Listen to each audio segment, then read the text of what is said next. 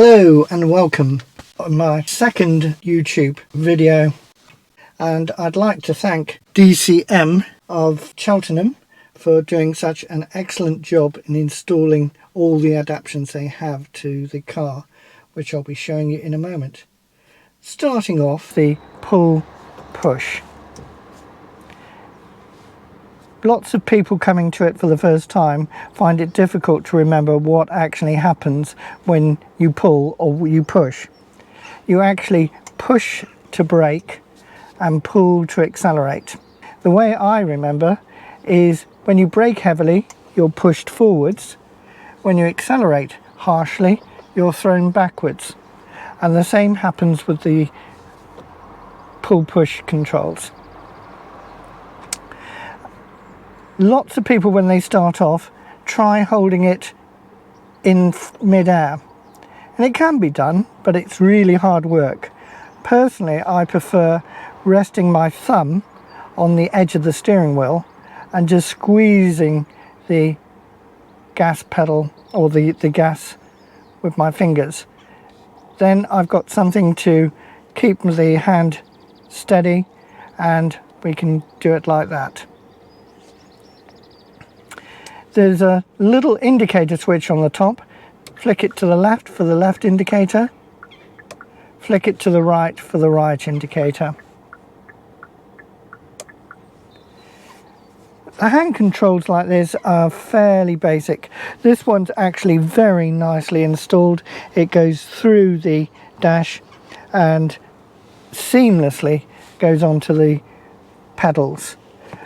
One should be aware that not all adaptations are this nice. This is a Cowal, and prior to that, in my rather ancient Honda Jazz, I had a hand control where the brake was fitted just above the brake pedal, so when people went for the brake pedal, their feet would foul the bar, and it was really frustrating to drive if you were an able-bodied person. This one is absolutely superb. As I say, we've got the indicator switch on the top.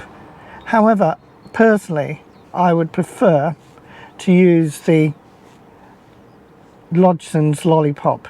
My preferred way of operating the controls is the Lodgesons remote. The circular pad can be transferred between the lollipop, which is by far the most comfortable way of operating it, and a normal spinner, which I'll show you in a moment. We've got left turn, right turn, cancel, sound the horn, flash the headlights, wash and wipe the front wiper, and we can go up through the speed by pressing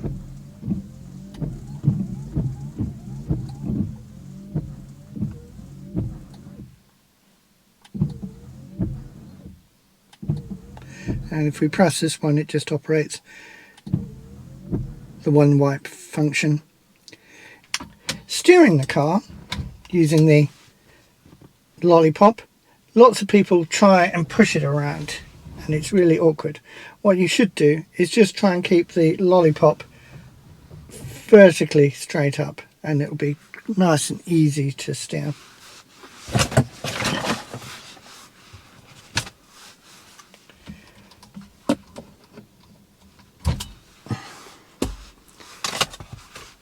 You can use the Lodgesons with a spinner, which used to be pretty well the only standard way of operating a car with one hand.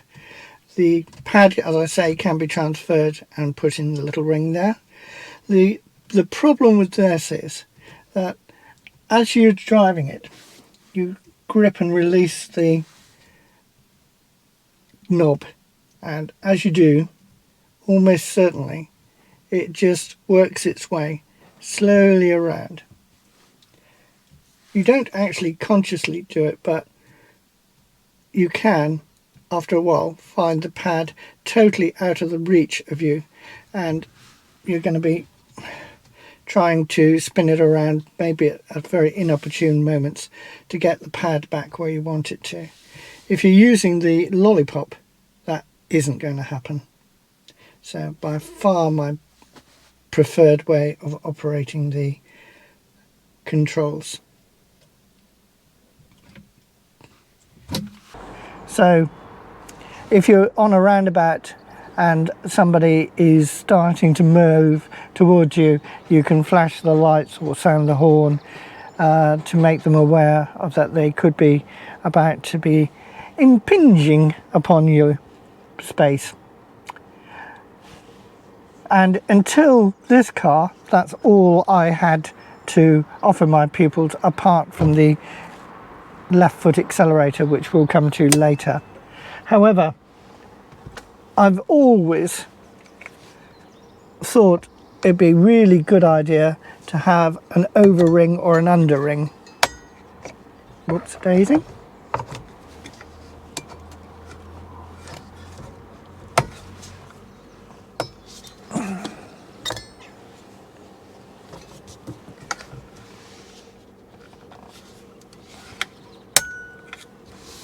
And the over ring just applies the accelerator.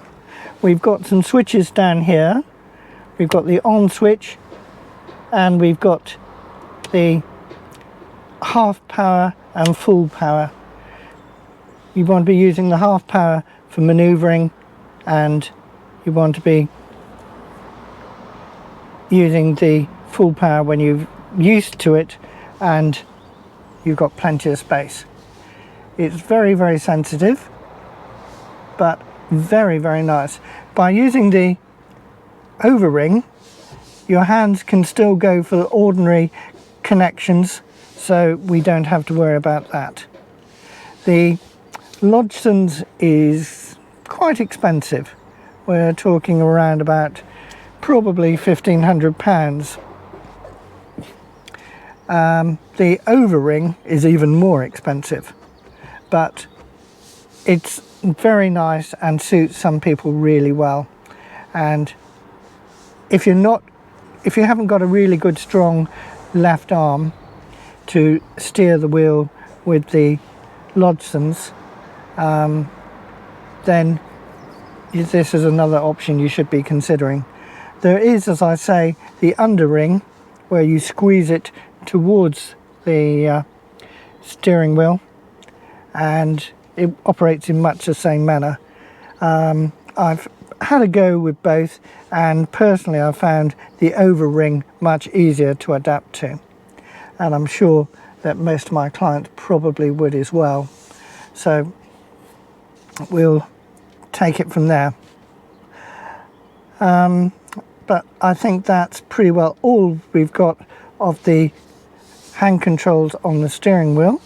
As I say, we'll move on and have a look at the left foot accelerator. Lots of people read about these on the internet and think this is probably going to be the answer for them. It's a flip down in my case. You push the left and the right pedal goes up out of the way, and you just drive the car normally using the left foot instead of the right. As I say, lots of people think this is the ideal answer for them if they lose the use of the right leg. Personally, in 26 years, I've only come across 4 clients who've actually taken to it. If you have any driving experience before, driving a manual car, whenever you come to a stop, your foot automatically goes for the clutch.